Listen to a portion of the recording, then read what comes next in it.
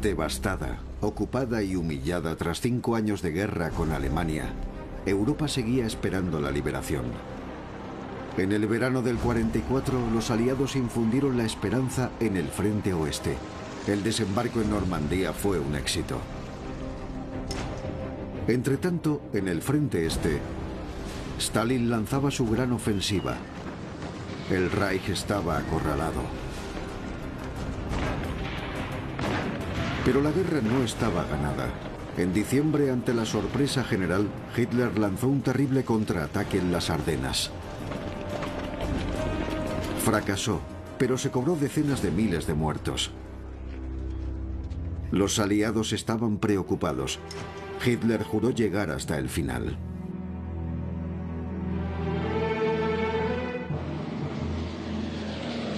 A principios de 1945, Hitler activó la Operación Viento del Norte. Todos sus aviones se lanzaron a la batalla para acabar con la aviación aliada que le había derrotado en las Ardenas. Pero los ingleses y estadounidenses ganaron la batalla del aire.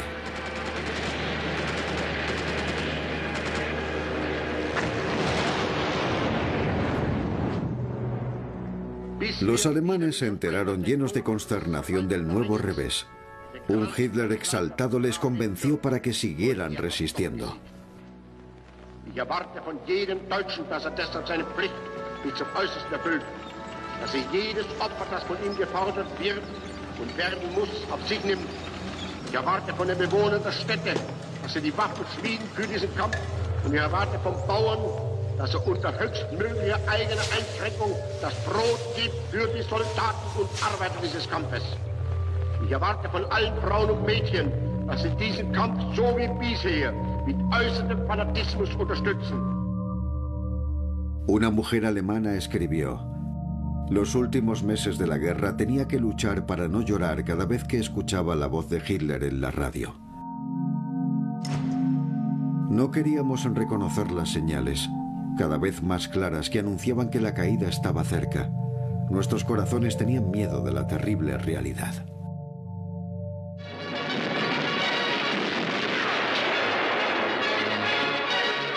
Para levantar el ánimo de la población, a Goebbels se le ocurrió producir la película Kolberg. Él mismo había colaborado en el guión. La superproducción narraba la ferviente resistencia de las tropas prusianas frente a los ejércitos napoleónicos.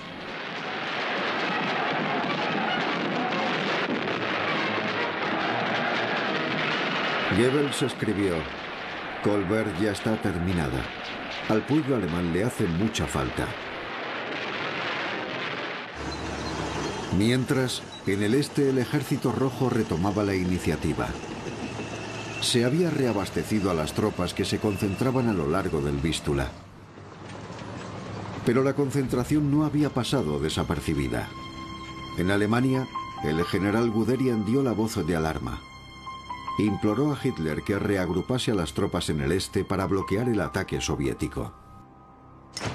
Hitler, terco, se negó enérgicamente.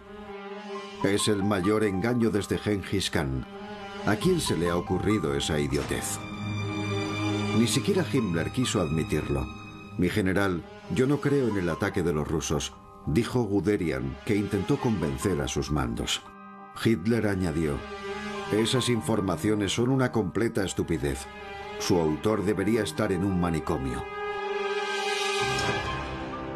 Desoyendo cualquier consejo, Hitler se fue encerrando en su mundo.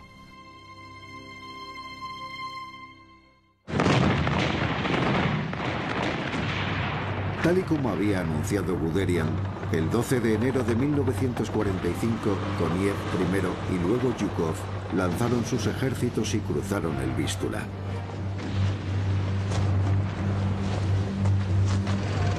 Columnas interminables de carros de Stalin se desplegaron a lo largo de más de 600 kilómetros de un frente que se extendía desde el Báltico hasta el centro de Polonia.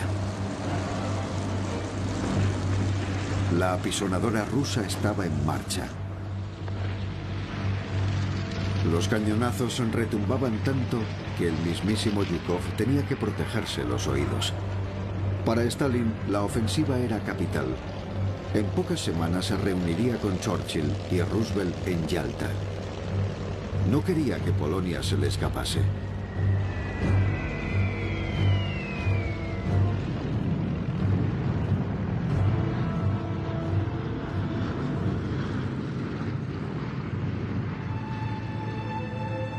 El 17 de enero de 1945, 5 meses después de la insurrección, el Ejército Rojo entró en la capital polaca.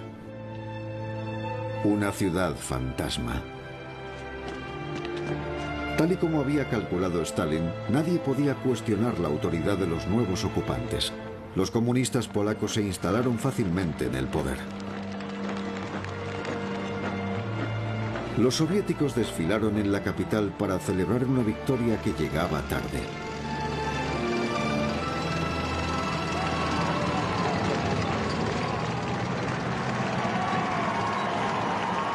Tras liberar la capital polaca, el 27 de enero de 1945 los soviéticos descubrieron el mayor secreto del Reich. Un campo del tamaño de una ciudad rodeado de alambradas. Auschwitz-Birkenau.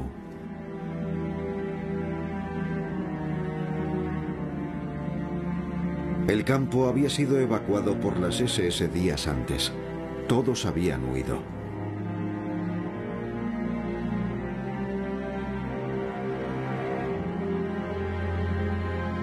Los soviéticos encontraron a 7.000 prisioneros abandonados. 7.000 supervivientes de 1,5 millones de seres humanos asesinados.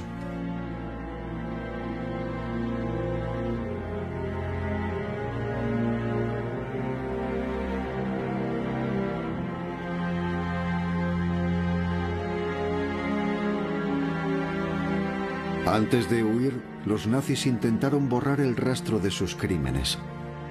Volaron las cámaras de gas y los hornos crematorios. Pero las fábricas de la muerte también eran el núcleo de un sistema de pillaje. Los soviéticos encontraron cientos de miles de prendas de ropa, cientos de miles de zapatos.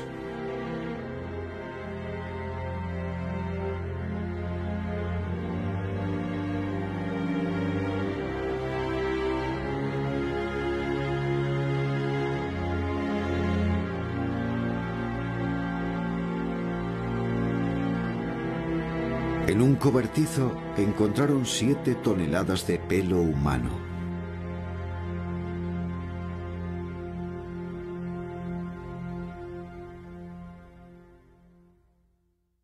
Los rostros de los prisioneros no reflejaban alegría ante las cámaras. De modo que decidieron repetir la escena de la liberación del campo unos días más tarde, con prisioneros restablecidos y vecinos de los alrededores.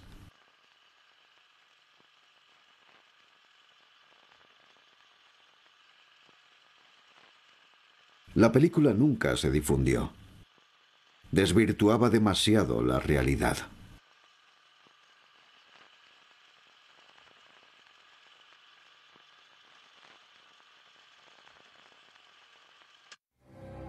En enero de 1945 aún quedaban 100 campos activos en todo el Reich.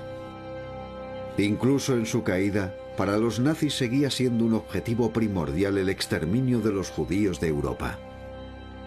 Para los aliados, la liberación de los campos de exterminio no era prioritaria. Además, los relatos que transmitían los periodistas eran tan sorprendentes que los occidentales no se los creían. Cuando en junio de 1944, el corresponsal británico Alexander Bert descubrió los campos de Majdanek y Treblinka, escribió un artículo sobre las fábricas de la muerte, describiendo las cámaras de gas, los hornos crematorios, los huesos triturados que se utilizaban como abono en el campo de coles colindantes. Pero la BBC no difundió el reportaje.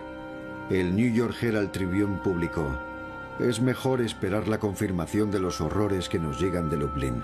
A pesar de lo que sabemos sobre la barbarie nazi, estos hechos parecen impensables». Pero los campos no fueron los únicos escenarios de los crímenes nazis. En cada ciudad liberada el Ejército Rojo encontraba grandes masacres. En el sótano de este edificio encontraron un laboratorio en el que se efectuaban experimentos pseudomédicos. Para los nazis, Los judíos, los polacos y los eslavos no eran más que abono, esclavos o cobayas.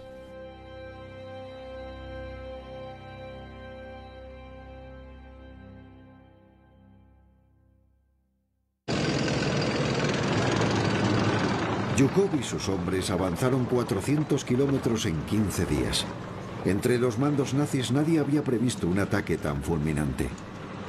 El general Guderian escribió: "El terremoto ruso se está convirtiendo en un auténtico desastre para nosotros". Los alemanes seguían luchando. Resistían en parte porque tenían miedo.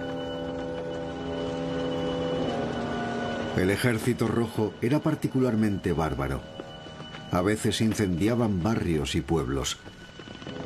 El ejército de Stalin saqueaba sin escrúpulos todo lo que encontraba: radios, cacerolas, relojes.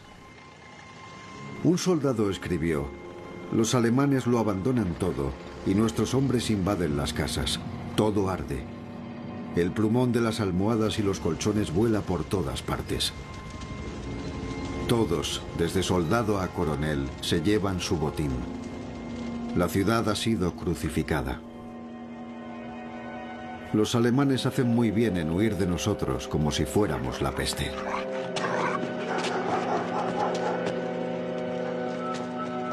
Todo el mundo que pareciera un nazi era ejecutado. Más de 100.000 alemanes fueron ejecutados sumariamente.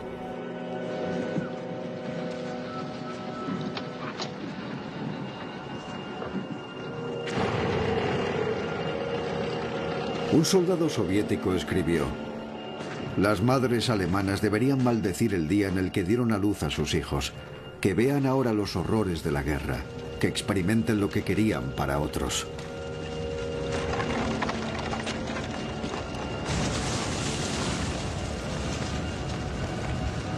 En Prusia Oriental, los soviéticos ocuparon la ciudad de Nemmersdorf. Los habitantes fueron masacrados. Se desató la violencia. Algunas mujeres fueron crucificadas desnudas a las puertas de sus granjas.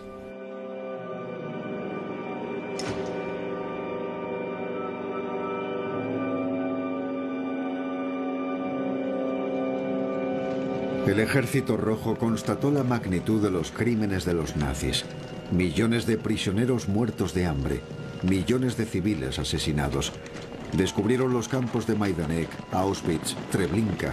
Con los 20 millones de muertos que dejaron a su paso, querían saciar su sed de venganza. El propagandista soviético Ila Ehrenburg durante meses pregonaba en el periódico La Estrella Roja: "Si no matas a un alemán al día, has perdido el día. Mata al alemán, te lo pide tu madre anciana, te lo implora el niño. Mata al alemán, lo reclama tu tierra". Las divisiones no avanzan solas hacia Berlín. Con ellas van las trincheras, las fosas comunes, los barrancos repletos de cadáveres de inocentes, los campos de coles de Majdanek y los árboles de Vitebsk, donde los alemanes han colgado a tantos inocentes. Los pequeños zapatos de los niños asesinados en Majdanek caminan junto a ellos hacia Berlín. El Ejército Rojo se dejó llevar por el odio, y las mujeres del enemigo fueron las más afectadas. La violación se convirtió en un arma de guerra.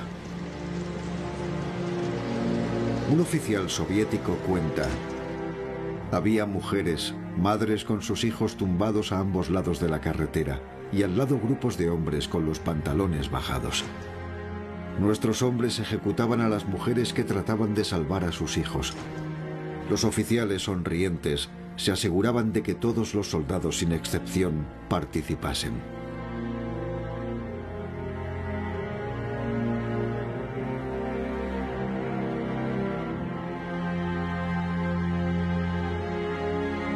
Stalin respaldaba los crímenes. En una ocasión declaró: "Imaginen a un hombre que ha luchado de Stalingrado a Belgrado, que ha visto sus tierras devastadas. Después de todo, ¿qué hay de malo en que se divierta un poco con algunas mujeres después de vivir tantos horrores?". Vasily Grossman veía el terror en los ojos de las mujeres. A las alemanas les hacen cosas horribles. En toda Alemania 2 millones de mujeres fueron violadas, incluso las esposas e hijas de comunistas.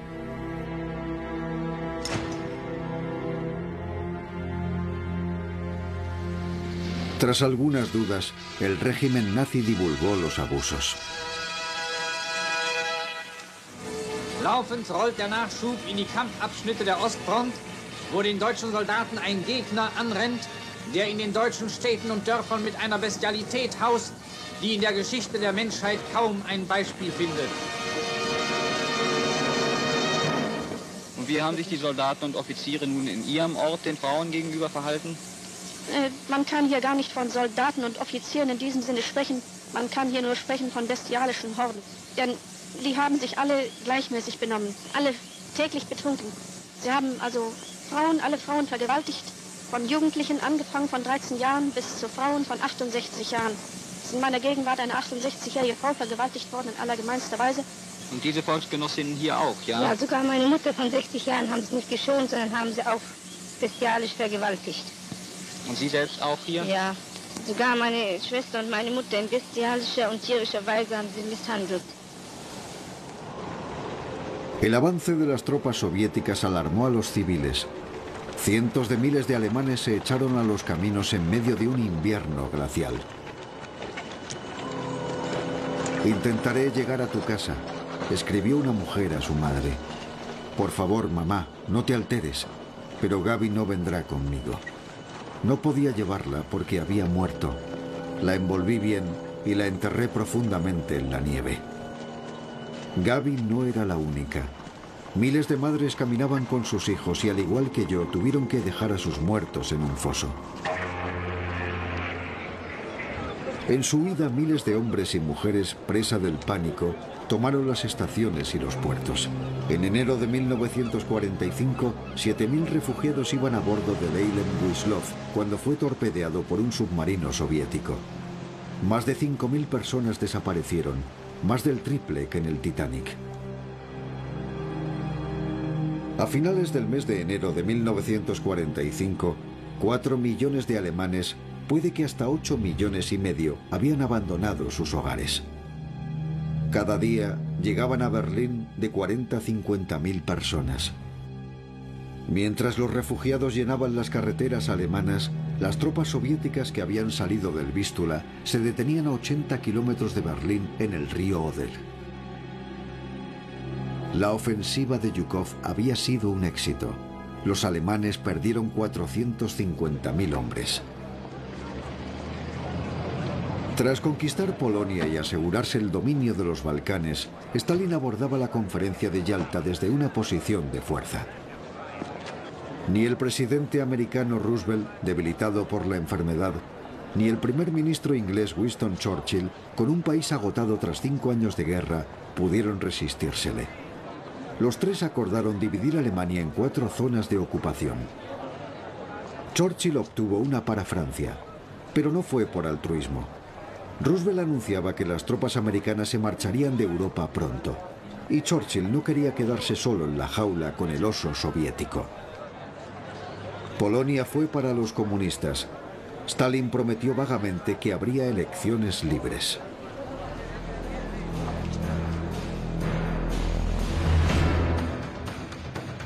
Pero en el oeste había que franquear el último obstáculo, la última barrera natural de Alemania, el Rin. Los alemanes habían dinamitado todos los puentes. Montgomery, siempre con prisas, esperaba ser el primero en cruzar el río. Pero los estadounidenses se colaron. Una avanzadilla del primer ejército descubrió un puente en Remagen, cerca de Bonn. Los alemanes lo habían minado, pero aún no lo habían volado. Los estadounidenses establecieron una cabeza de puente en la orilla oriental. Enfurecido, Hitler ordenó fusilar a los artificieros cuyas cargas no habían estallado. En cuanto a Patton, sin avisar a sus superiores, cruzó con sus tropas más al sur, en Oppenheim, y sembraba el pánico en territorio alemán.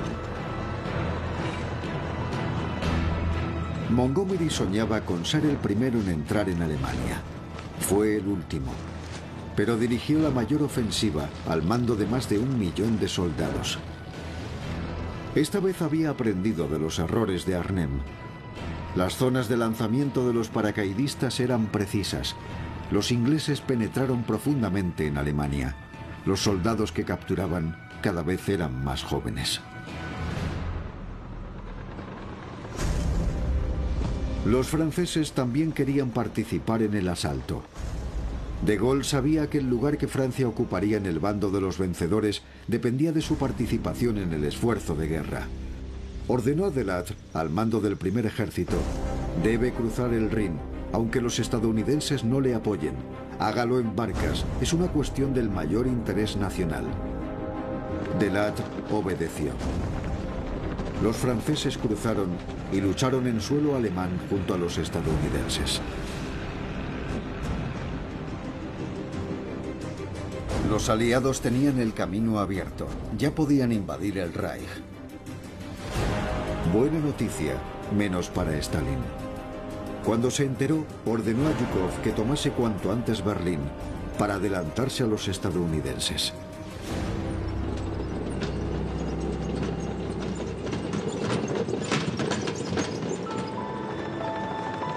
Al cruzar el Rin, la resistencia alemana se debilitaba.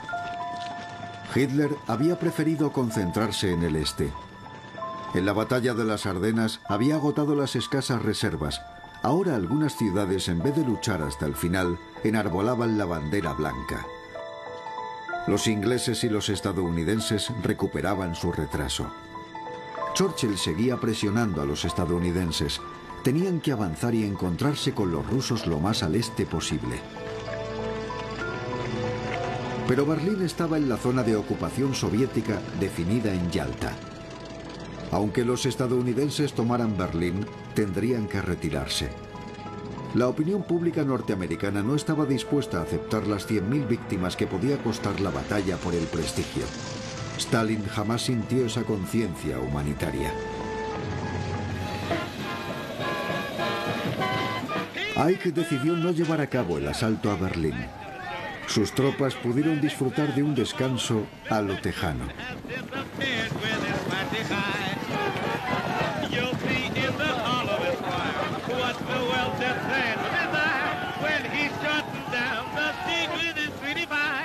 Marlene Dietrich les hizo una visita. Hello, boys. I want to say that sharing this entertainment with you today is to me more important than doing the entertaining. I'm certain that we can look forward to a speedy victory. Goodbye. Good luck. Godspeed. Los ejércitos de Ike volvieron al combate. Para acabar lo antes posible con la Alemania nazi y evitar grandes pérdidas, norteamericanos y británicos mantenían una despiadada guerra aérea.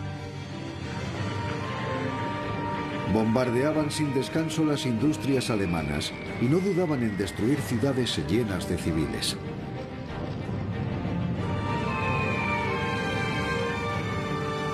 El objetivo era destruir el potencial económico del Reich y acabar con la moral de la población para apartarla del régimen.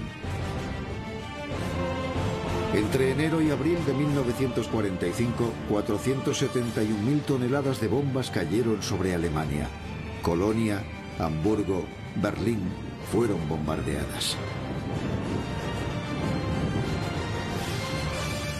Well, men, now that we've been the first ones to Berlin, how would you like to go back again?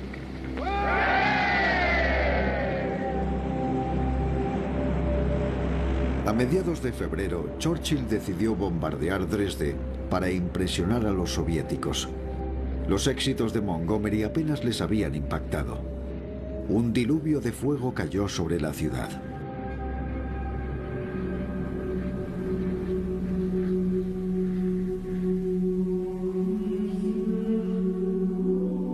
En menos de 24 horas, más de 25.000 habitantes perecieron bajo las bombas.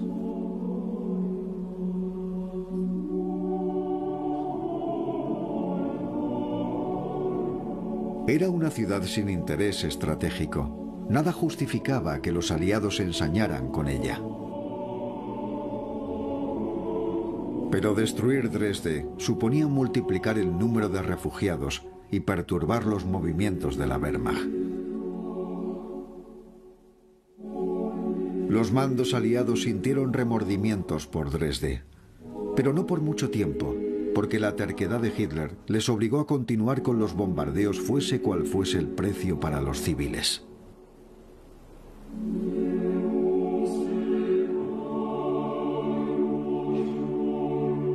A finales de marzo de 1945, el Reich se sumergía en el caos. Ya no había dudas. El final de la guerra estaba próximo. Un oficial alemán escribió en su diario: "Se acerca el final. Tal vez nuestros jefes estén considerando una salida. La muerte de nuestros soldados, la destrucción de nuestras ciudades y pueblos, ¿siguen teniendo sentido?". Otro escribió: "¿No hay nadie que controle al loco y exija que pare? ¿Todavía son generales? No, son unos mequetrefes, unos gallinas, unos cobardes". Pero las palabras de indignación se quedaban en los diarios. Después de escribirlas, los jóvenes soldados regresaban al combate. La sociedad alemana no conseguía rebelarse y seguía hundiéndose en el abismo. El régimen inició una nueva etapa de radicalización contra ellos mismos. Todo el que no estuviera dispuesto a combatir sería ejecutado. En Königsberg, 80 desertores fueron ejecutados. Dejaban los cuerpos de las víctimas a lo largo de las carreteras con un cartel: "Soy un desertor y me he negado a proteger a las mujeres y a los niños alemanes".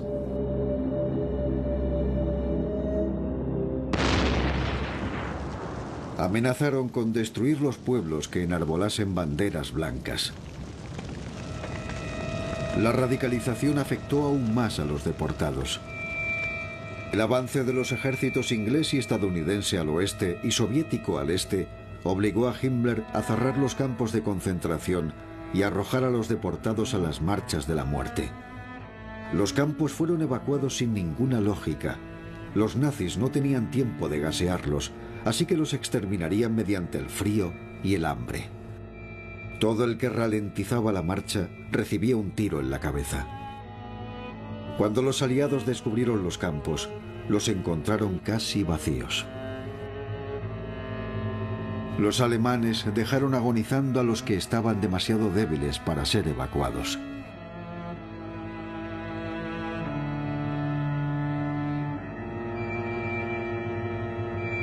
En abril de 1945, los británicos entraron en Bergen-Belsen. 30.000 prisioneros estaban al borde de la muerte. 10.000 cadáveres se descomponían esparcidos por el campo. La visión apocalíptica horrorizó a los liberadores. Los soldados ingleses tuvieron que utilizar tractores para mover los miles de cadáveres y evitar epidemias.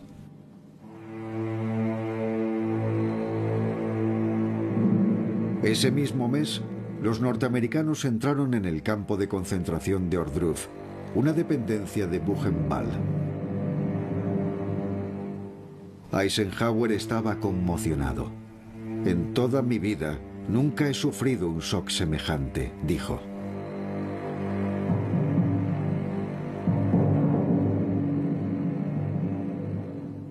Patton, impresionado, vomitó junto a un pabellón.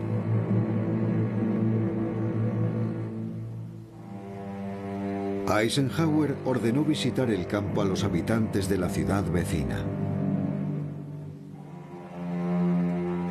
Algunas mujeres se desmayaban al ver los hornos crematorios donde habían quemado 200 cuerpos al día. Los oficiales querían que los alemanes se enfrentasen a los horrores que habían permitido perpetrar.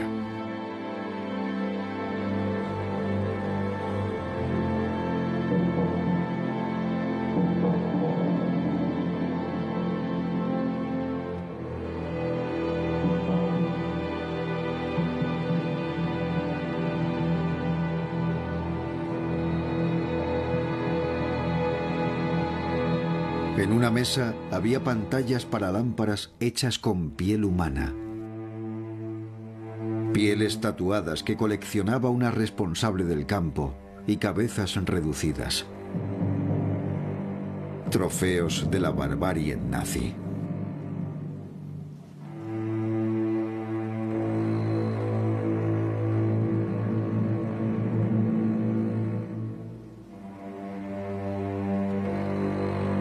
Las liberaciones de campo se sucedieron. Las visitas obligadas de los habitantes también. Eisenhower declaró: "Dicen que el soldado estadounidense no sabe por qué lucha. Ahora al menos sabrá contra quién lucha". El descubrimiento del infierno de los campos de concentración fue un shock para los aliados y para el mundo entero.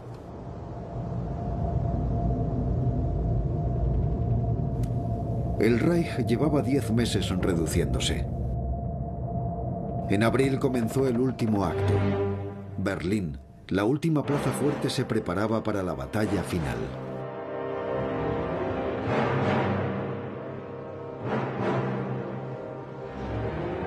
El 12 de abril de 1945, la Orquesta Filarmónica de Berlín interpretaba El crepúsculo de los dioses.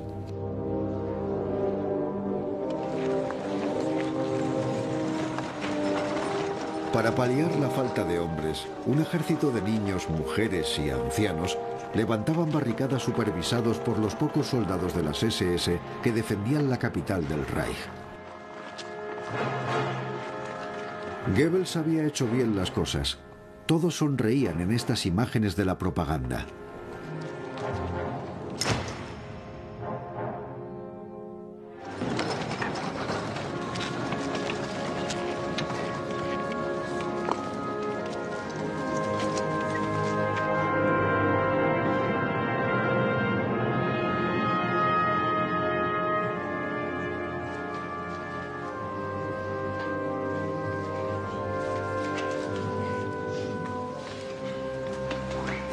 Para hacer frente a las emboscadas, cada alemán recibió un fusil o un Panzerfaust, un lanzagranadas antitanque.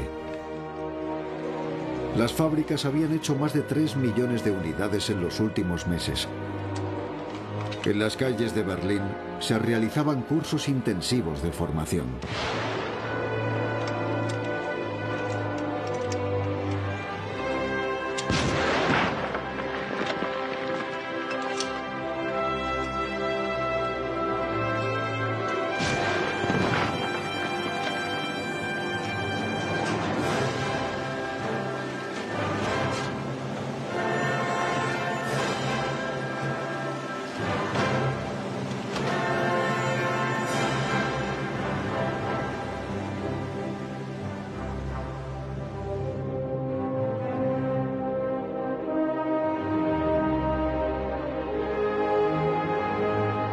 Muchos alemanes todavía conservaban la fe en su Reich.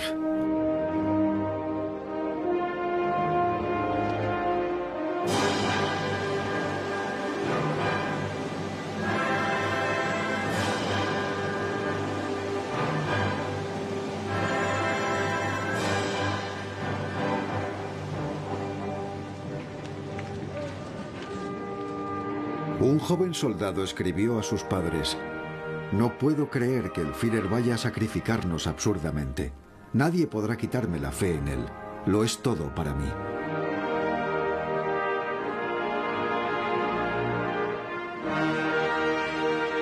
Los oficiales confiscaron los pañuelos blancos para evitar la rendición de los últimos defensores.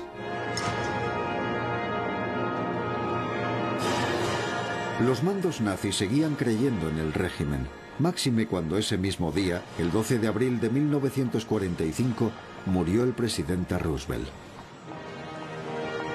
Hitler dijo exultante: "Ha llegado el gran milagro que yo siempre había predicho.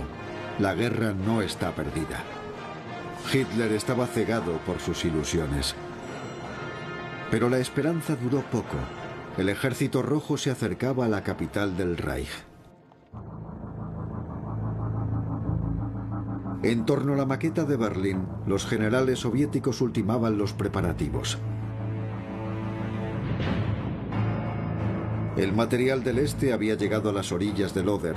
Tanques, obuses, aviones, 30.000 cañones. El 16 de abril comenzó el mayor bombardeo de la artillería de la guerra.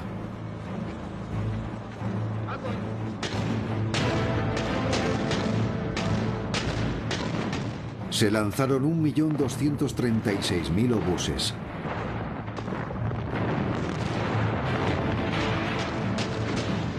$100.000 toneladas de acero cayeron sobre los alemanes.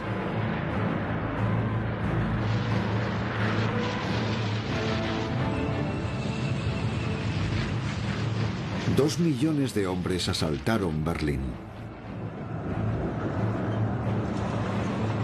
Stalin alentaba la rivalidad entre sus mariscales. El primero que se abra camino será el que tome Berlín, declaró. Zhukov se dirigió directamente, pero encontró una fuerte resistencia. Koniev rodeó la ciudad por el sur.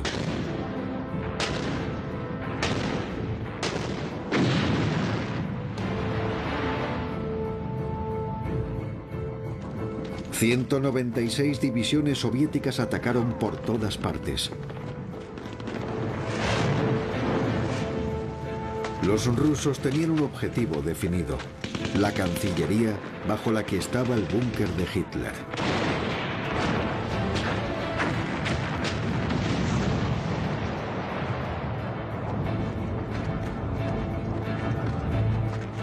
Zhukov avanzaba, pero por cada alemán muerto caían 3 rusos. Stalin mantenía Berlín sitiada para evitar que los ingleses y estadounidenses, aprovechando un resquicio, fueran los primeros en entrar en la capital. La tierra temblaba en Berlín. Los alemanes defendían cada esquina, a veces con niños.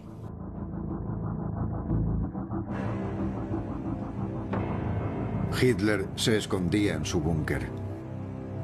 Estas imágenes fueron grabadas un mes antes. La censura suprimió un fragmento que nunca se difundió. En él vemos a un Hitler incapaz de controlar los temblores. Era la sombra de lo que había sido. Pero no quería oír hablar de rendición. Goebbels desvariaba y le hacía creer que las cosas iban bien. La situación se vuelve favorable. Los norteamericanos caminan por Berlín. El gran giro está en marcha. Hay que mantener la ciudad a cualquier precio. Una mentira más del ministro de la propaganda. Después de todo, era su trabajo. El 25 de abril, a 110 kilómetros de Berlín, en Torgau, llegó el momento. El Reich se fragmentó en 2. Las tropas soviéticas y estadounidenses se reunieron a orillas del Elba. Si para los mandos había que mantener la prudencia, para los soldados, en cambio, había que disfrutar el momento. Aunque algunos soldados soviéticos evitaban confraternizar, ya que podría llevarles al Gulag.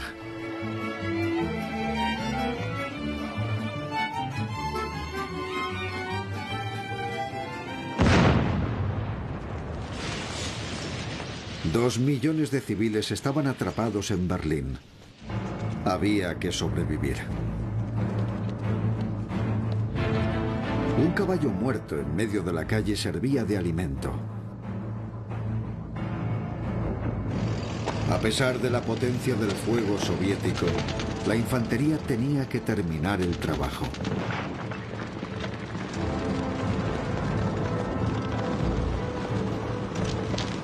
Calle por calle, sótano por sótano.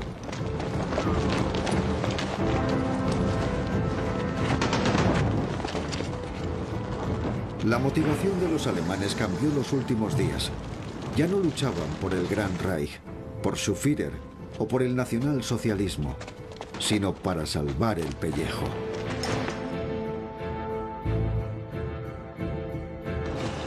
Los rusos se acercaban al búnker en el que Hitler seguía dirigiendo unos ejércitos imaginarios. Las élites habían abandonado la ciudad.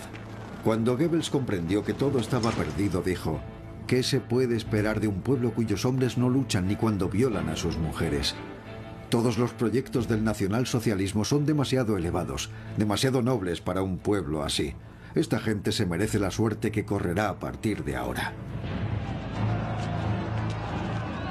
Entretanto, en Italia, el 28 de abril, Mussolini fue capturado cuando intentaba escapar. Lo fusilaron. Su cuerpo y el de su amante fueron ultrajados por el gentío. Cuando Hitler se enteró de la muerte del duque, dijo: yo no quiero caer en manos del enemigo, ni vivo ni muerto. Cuando muera quiero que quemen mi cuerpo, así nadie podrá encontrarlo. Hitler se suicidó con su mujer Eva Braun el 30 de abril en su búnker. Su chofer quemó los cuerpos con 200 litros de gasolina. El dictador dirigió a Alemania durante 12 años. Soñaba con un Reich milenario. El espejismo se desmoronaba entre las ruinas de la ciudad. La última mentira. La radio proclamaba que Hitler había muerto heroicamente dirigiendo la defensa de Berlín.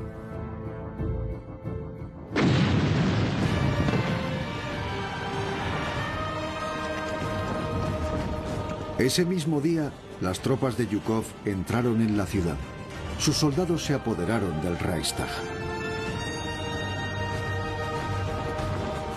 Vasily Grossman escribió: tenía ganas de gritar, de llamar a todos los hermanos combatientes que yacen en tierra rusa, ucraniana, bielorrusa y polaca, durmiendo el sueño eterno en el campo del honor, y decirles: camaradas, estamos aquí.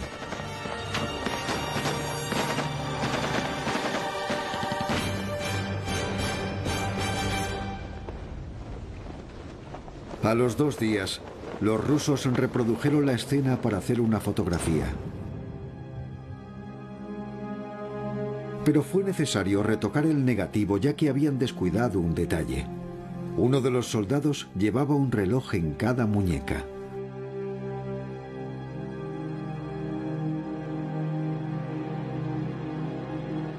¿Dónde está Hitler?, se preguntaban los rusos. Los soldados soviéticos solo encontraron un doble con el que se fotografiaron. Un equipo de especialistas enviado por Stalin realizó la investigación. Encontraron los cuerpos calcinados de Goebbels y de su esposa, junto a ellos los cadáveres de sus 6 hijos.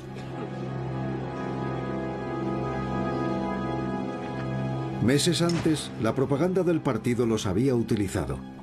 El matrimonio Goebbels los mató antes de suicidarse.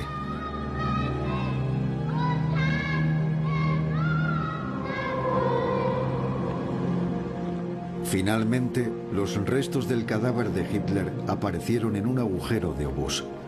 Cuando Stalin se enteró de la muerte del Führer, exclamó: es el final del bastardo. Una pena que no lo hayamos cogido vivo. Los restos fueron escoltados en secreto hasta Rusia. Ni siquiera Zhukov, que saboreaba la victoria y visitaba la guarida de la bestia, estaba al tanto.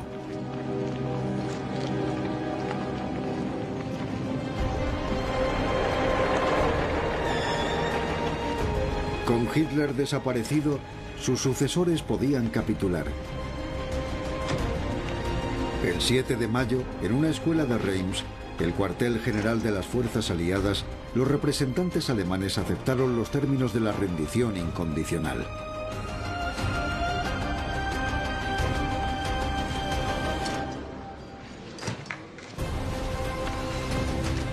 Al término de la firma, el general Jod se puso en pie y con la mirada baja dijo: el ejército alemán se entrega a los aliados.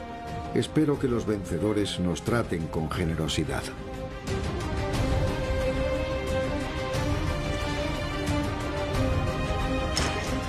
Ike hizo la V de victoria con los bolígrafos con los que firmaron la rendición.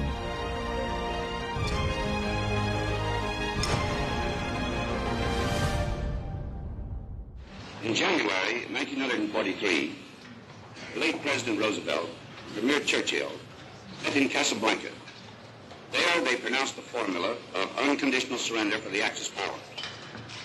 In Europe, that formula has now been fulfilled.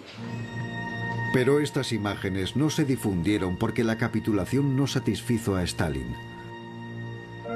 El amo del Kremlin protestó. El pueblo soviético ha cargado con la mayor parte del peso de la guerra. Stalin exigió la firma de otra capitulación al día siguiente en Berlín.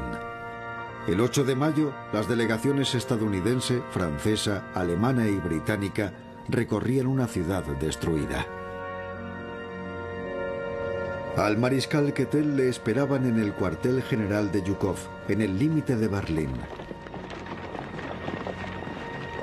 Cuando entró, nadie respondió a su saludo.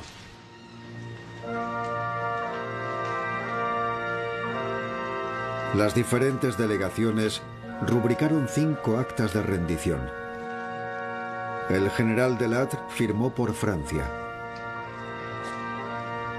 Eran las 23 horas del 8 de mayo. En Moscú era la 1 de la madrugada. Los soviéticos eligieron el 9 de mayo.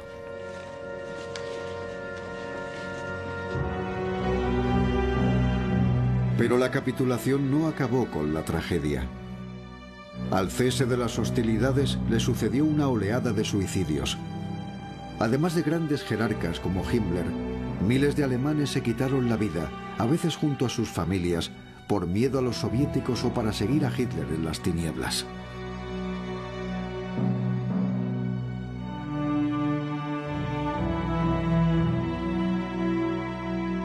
En 1935, Hitler hizo una promesa a los alemanes.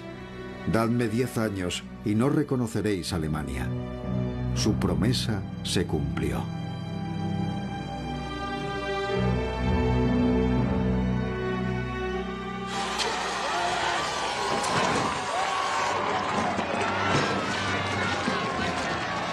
Se acabó.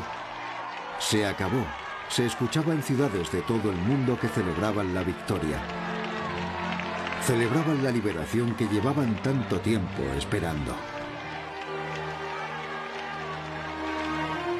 Con alegría, pero también con seriedad. Las tinieblas del nazismo no desaparecerían en un día. El sufrimiento padecido iba a dejar una huella indeleble en la memoria. El nazismo sobrepasó las fronteras del horror.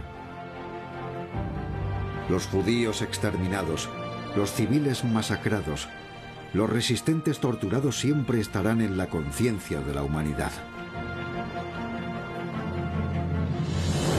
Pero había que levantarse, volver a construir las ciudades en ruinas, y miles de personas desplazadas tenían que regresar. Grandes desafíos para la posguerra.